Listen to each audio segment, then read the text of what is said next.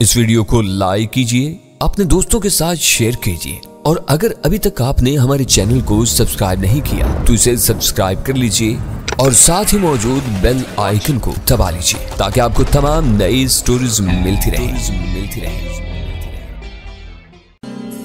मरासले के बाद ये बम धमाका बहुत दूर रस्त नताइज का हामिल हो सकता है। अमेरिकियों के मूड का अंदाजा लगाने के लिए ये बात काफी है कि परसों उन्होंने माइक्रो सेंटर को 2 धमाकों से मलबे के ढेर में तब्दील कर दिया था। मैंने उनको याद दिलाया, अगर ये कहा जाए कि वो अपने आदमियों की मौत का बदला दहशतगर्दी के जरिए ले रहे हैं तो सब कड़ियां एक दूसरे से मिली हुई नजर आती हैं। ये हरकत किसी अमेरिकी एजेंट ही की हो सकती है। अभी इतने यकीन से कोई बात नहीं कही जा सकती, बस इम्कानात को नजर में रखना होगा, वरना ऐसे वाकयात का आदा भी हो सकता है। अव्वल खान ने कहा, इस बारे में सही रिपोर्ट जलाल से मिल सकती है। फजाला ने हमें याद दिलाया, मैं कोशिश कर चुका हूं, वो गायब है। इस वक्त सबसे ज्यादा दबाव उसी के महकमे पर होगा क्योंकि इस्लामाबाद की सिक्योरिटी की बात जिम्मेदारियां बराह रास्त उसके सपुर्द हैं। इस्लामाबाद में हलचल मची हुई है, कोई अहम अफसर अपने दफ्तर में नहीं है। इनके रवैये में यह सफाकाना सख्ती बोब राफेल वाले वाक़े के बाद आई है। वीरा की नीली आंखें गहरी सोच में डूबी हुई थीं। इनके सदर ने अपने वकार को दाव पर लगाकर उसे रिहा तो करा लिया, लेकिन अमरीकी अपनी इस तजलील को अभी तक फरामोश नहीं कर सके। जब यहाँ कोई नया वाक़या रुनुमा होता है, इनका पुराना जख्म फिर हरा हो जाता है और वो किसी बदतर कार्रवाई पर तुल जाते हैं। अगर भारतीयों को बिल्कुल अलग कर दिया जाता है तो इसके सिवा कोई इम्कान बाकी नहीं रहता। मैंने कहा, मेरा जहन इस इम्कान की तस्दीक या तरदीद हासिल करने के तरीकों में उलझ गया था। एक बात इस कदर वाज़ेह होकर सामने आ रही थी तो इस पर काम करना जरूरी हो गया था। ये साबित हो जाता है कि धमाका उन्होंने कराया है तो इसका बेहतरीन जवाब यह होगा कि अगला धमाका उनके सफारती अमले की दफ्तर से रवानगी के वक्त हो, ताकि उन्हें भी दाल आटे का भाव मालूम हो सके। सुल्तान शाह ने गुस्सीले लहजे में अपनी राय दी, ऐसे मामलात बहुत नाजुक और पेचीदा होते हैं। अव्वल खान ने तहम्मुल से उसे समझाया, एक फरीक दीवानगी पर तुल जाए तो दूसरे को दरगुजर से काम लेना पड़ता है। दोनों एक सतह पर आ जाएं तो मामलात बहुत तेजी से कंट्रोल से बाहर होते चले जाते हैं। क्या यह जरूरी है कि सिर्फ हम दरगुजर से काम लेते रहें? सुल्तान शाह ने तलखी से पूछा।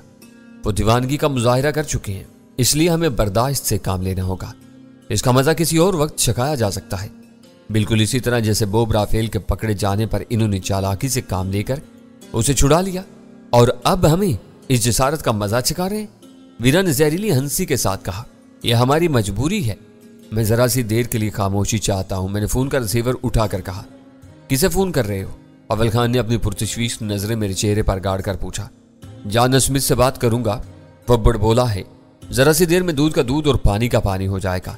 सोच लो कहीं ये राब्ता उल्टा गले न पड़ जाए। उसने मोहतात लहजा में कहा, तुम फिक्र मत करो, मैं काफी देर से इसी बारे में मगजनी कर रहा था। वो इतने पागल नहीं हो सकते कि मेरी दूसरी कॉल के जवाब में कोई दूसरा धमाका करने का अहमकाना फैसला कर लें। सब खामोश हो गए क्योंकि इस वक्त हमारे पास कोई मुतबादल राह नहीं थी। मेरे पास बख्शी की तरह ओब्रायन डिसेंट के दिए हुए दोनों नंबर मौजूद थे। मुझे उम्मीद थी कि अगर ओबी का घर जान के इस्तेमाल में था तो इसका दफ्तर भी उसी के तसर्रुफ में होगा। मैंने नंबर मिलाया, घंटी बजी और फिर मैंने बोलने वाले की आवाज पहचान ली। जान, मैं डैनी बोल रहा हूं, मैंने सर दो ठहरी हुई आवाज में कहा। रिसीवर में उसका घन गरज वाला कहका गूंजा, क्या बात है, इस वक्त तुम्हारी आवाज बहुत निढाल है। मैं दूसरों के जख्म अपने जिस्म और सीने पर महसूस करता हूं, मैंने उसी लहजा में कहा।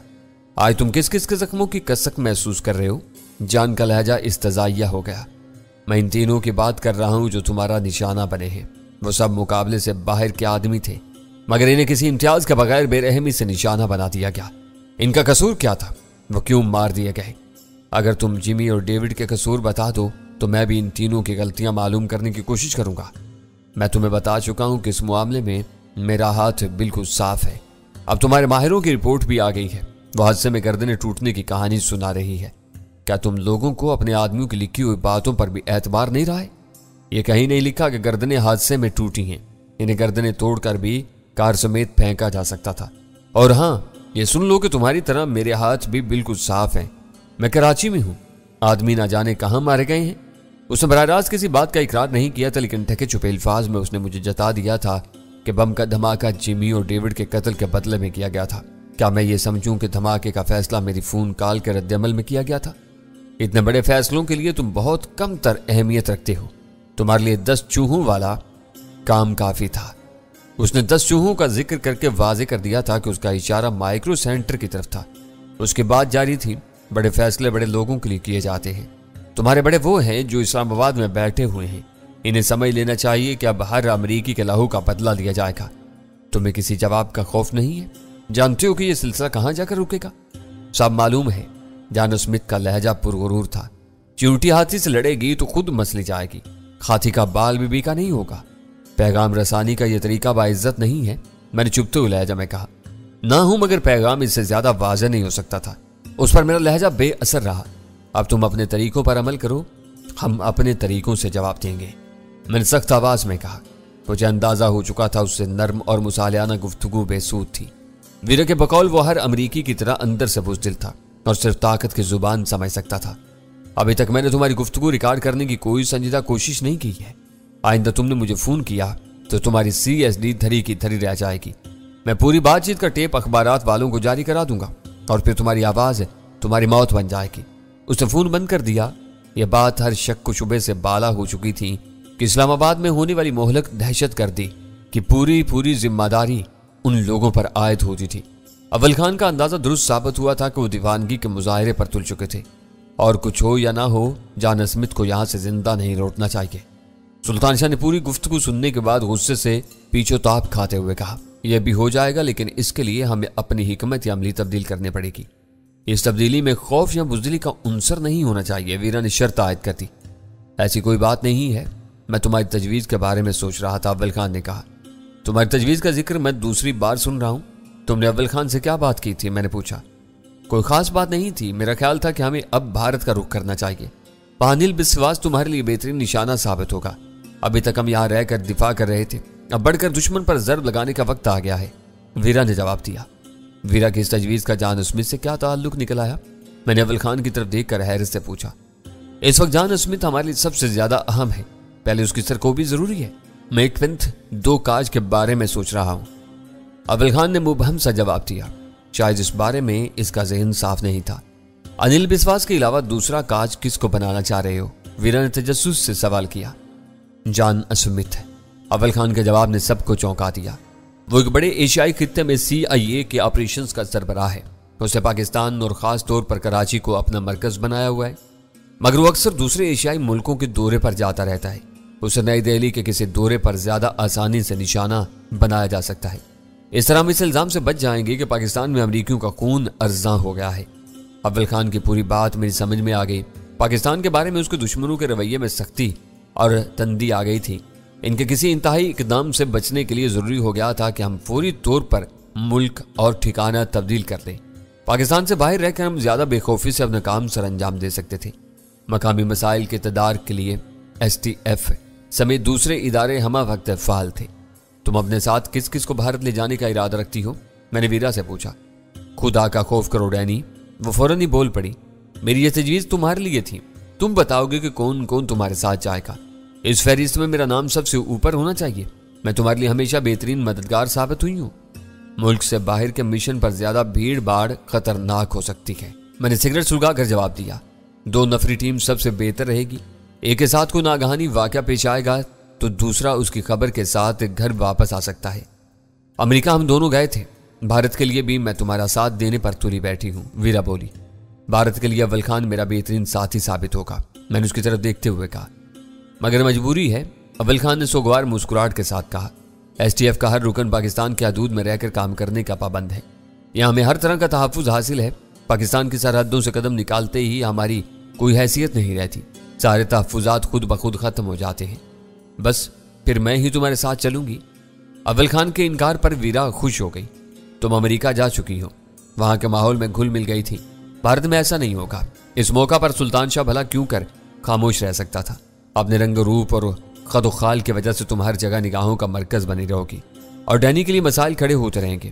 اس بار میں ڈینی کے ساتھ جاؤں گا۔ غزالہ خاموش بیٹھی تھی اور گفتگو میں پوری دلچسپی لے رہی تھی، مگر میں کن نکیوں سے جائزہ لے چکا تھا کہ وہ بار بار پر امید نظروں سے میری طرف دیکھ رہی تھی۔ میں نے سر اٹھا کر اس کی طرف دیکھا اور پھر نرمی سے کہا، تم دونوں خود غرض ہو اور شاید یہ بھول چکے ہو کہ غزالہ میری بیوی ہے۔ میں بار بار اس کی حق تلفیاں نہیں کر سکتا۔ اگر میں بھارت گیا تو غزالہ میرے ساتھ جائے گی۔ मेरा वो फैसला इस कदर भरपूर और साहिब था कि सारी बहस व तमहीज वहीं खत्म हो गई। वीरा और सुल्तान शाह के लिए कुछ बोलने की गुंजाइश नहीं रही थी। अगर मगर की गुंजाइश नहीं है, अव्वल खान ने मेरी तरफ मुतवज्जा होकर कहा। जानस्बित से होने वाली गुफ्तगू की रोशनी में अब यह फैसला नागुज़ीर हो चुका है। ऐसा ना होता तो मैं इस वक्त ये बात ही ना छेड़ता। तुम दोनों को यहाँ से जल्द अज जल्द निकल जाना चाहिए। कागजात वगैरह की तैयारी में कुछ न कुछ वक्त तो जरूर सर्फ होगा, मैंने मुस्कुरा कर कहा। अगर कल मुझे कोई काम ना हुआ तो तुम्हारे सफरी कागजात कल ही मुकम्मल हो जाएंगे, अव्वल खान ने जवाब दिया। तुम ज़हनी तौर पर अपनी तैयारी कर लो और सफ़र के लिए बाजार से कुछ खरीदारी करनी है तो वो भी कर लो। मुझे प्रोग्राम बता दो ताकि इसके मुताबिक नशिस्तें बुक कराई जा सकें। क्यों ना जहाज की बजाय ट्रेन से सफ़र किया जाए? गजाला ने अपने हक में फैसला सुनने के बाद पहली बार जुबान खोली। मैं इसका मशवरा नहीं दूंगा। ट्रेन से ऐसे लोग कसरत से आते जाते हैं जो दोनों तरफ से भारी मिकदार में तजारती सामान अपने साथ लाते और ले जाते हैं। हर फेरे में वो माकूल रकम कमाते हैं और यही इनका रोजगार भी बन गया है। ये लोग कस्टम वालों को भारी रकमें देकर सामान निकलवाते हैं। इनकी वजह से सरहदी अमले में बहुत सी खराबियां फैल गई हैं, जिनकी वजह से आम मुसाफिरों को भी शदीद दुश्वारियों का सामना करना पड़ता है। अव्वल खान भारत के लिए ट्रेन से सफर के बारे में अपनी मालूमात का दरिया बहाए चला गया। ट्रेन में आदमी किसी की नजरों में आए बगैर भीड़ में मिलजुल कर गुजर जाता है। जहाजों में मुसाफिरों की तादाद बहुत महदूद होती है, इसलिए शिनाख्त का खतरा बढ़ जाता है, वरना सफर जहाज ही का बेहतर है। गजाला ने अपनी फरमाइश का सबब भी वाजे कर दिया। तुम रवानगी के बारे में बिला वजह इतनी संजीदा हो रही हो, सुल्तान शाह ने कहा। आज यह तजवीज़ पेश की गई है, अगले किसी इजलास में इस बारे में कोई आखिरी फैसला किया जाएगा। इस वक्त सफर का जरिया भी तय कर लेना। सुल्तान शाह इतना संजीदा था कि गजाला की इस्तफसार तलब निगाहें मेरी तरफ उठ गईं। इसके मजाक ऐसे ही होते हैं, तुम इसकी बातों पर ध्यान न दो, अव्वल खान ने गजाला को तसल्ली दी। अचानक टेलीविजन स्क्रीन पर नजर आने वाला प्रोग्राम गायब हो गया और स्क्रीन पर स्पेशल बुलेटिन की स्लाइड नजर आने लगी। शायद इस्लामाबाद में होने वाले धमाके के बारे में कोई खबर आने वाली है। वीरा ने अपनी रिस्ट वॉच पर नजर डालकर अपना ख्याल जाहिर किया। सब लोग अपनी गुफ्तगू भूल कर टेलीविजन स्क्रीन की तरफ मुतवज्जा हो चुके थे। पस मंजर मौसीकी के साथ वो स्लाइड कुछ देर तक नजर आती रही, फिर स्क्रीन साफ हुई और खबरों के पस मंजर के साथ मर्द अनाउंसर स्क्रीन पर नजर आने लगा। उसने मुख्तसर अंदाज में बताया कि सुबह 10 बजे इस्लामाबाद के एक मसरूफ इलाके में गैर मुल्की साख्त का एक रिमोट कंट्रोल्ड बम फटने से 3 अफराद धमाके में हलाक और 7 जख्मी हो गए। पुलिस ने तफ्तीश के लिए मुतअद्दिद मुश्तबा अफराद को अपनी तहवील में ले लिया था। इस खबर में हमारे लिए सिर्फ एक बात नहीं थी कि जॉन स्मिथ के किसी गुर्गे की दहशतगर्दी की तफ्तीश के लिए मुतअद्दिद मुश्तबा अफराद पुलिस के अताब में आ चुके थे। यह बात यकीनी थी कि वो तमाम मुश्तबा अफराद मकामी रहे होंगे। पुलिस चाहे तो मार मार कर किसी हाथी से यह एतराफ़ करा सकती है कि वो चूहे का बच्चा है। मकामी अफराद बिला वजह इस मुसीबत में आए हैं, क्या तुम इनके लिए कुछ नहीं कर सकते? वो खबर सुनने के बाद मैंने दर्दमंदी के साथ अव्वल खान से पूछा। यह बड़ी वारदात है, आला पुलिस अफसरान खुद सारी तफ्तीश कर रहे होंगे। इस सतह पर आमतौर पर तशद्दुद नहीं किया जाता। हाँ, किसी की जुर्म का हल्का सा सुराग भी हाथ आ जाए तो उसकी शामत आ जाती है। तुम फिक्र ना करो, मैं बात भी कर लूंगा। उसने ये नहीं बताया था कि वो किससे बात कर लेगा, मगर मैंने समझ लिया कि वो अपने बात से बराह रास्त बात करेगा। वही पुलिस के आला अफसरान को समझा सकता था कि इस्लामाबाद की वारदात में कौन से अनासिर मुलव्विस थे। तुम्हें डैनी के साथ भारत जाने की खुशखबरी मिल गई है। जाने से पहले 2-4 दिन अपने बनाए हुए खाने खिलाती रहो ताकि हम तुम्हारे हक में दुआएं खैर करते रहें। ऐसा ना हो कि तुम आज ही बावर्ची खाने की छुट्टी कर दो। वीरा ने गजाला से कहा। तो क्या तुम खाने खाए बगैर दुआएं खैर नहीं करोगी?